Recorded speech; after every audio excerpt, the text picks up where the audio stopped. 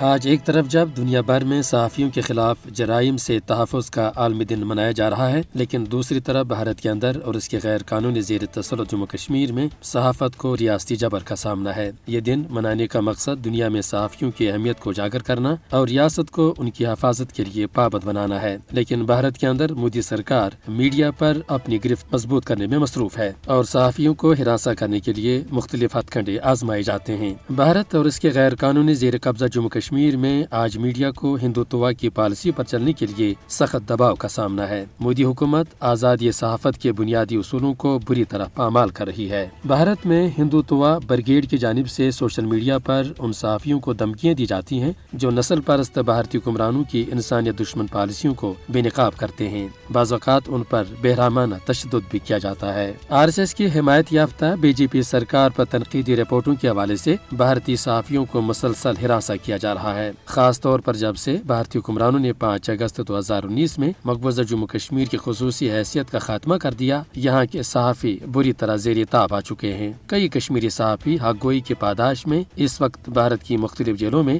بے بنیاد الزامات کے تحت برسوں سے مقید ہیں۔ مقبوضہ کشمیر میں زمینی حقائق بیان کرنے پر کشمیری صحافیوں کو جعلی مقدمات میں الجھا دیا جاتا ہے۔ یہ امر قابل ذکر ہے کہ بھارت میں مین سٹریم میڈیا کا ایک بڑا حصہ اس وقت BJP سرکار اور بھارتی ایجنسیوں کے ہاتھوں یرغمال بن چکا ہے۔ اسی طرح مین سٹریم میڈیا کے کئی بڑے ادارے BJP اور RSS سے تعلق رکھنے والے بزنس ٹائکونز کی ملکیت میں ہیں جو مسلسل ہندوتوا پالیسیوں کو آگے بڑھا رہے ہیں۔ بلا شبہ آج بھارت اور مقبوضہ جموں کشمیر میں میڈیا اداروں اور صحافیوں کو مودی سرکار کی ہندوتوا پالیسیوں کے سبب سنگین حالات کا سامنا ہے۔ در حقیقت بھارت آج صحافیوں کے لیے خطرناک ملک بن چکا ہے۔ آزادی صحافت کو مسخ کرنے اور صحافیوں کی زندگیوں کے ساتھ کھلواڑ کرنے پر بھارت کے جنونی حکمرانوں کو قرار واقعی سزا ملنی چاہیے۔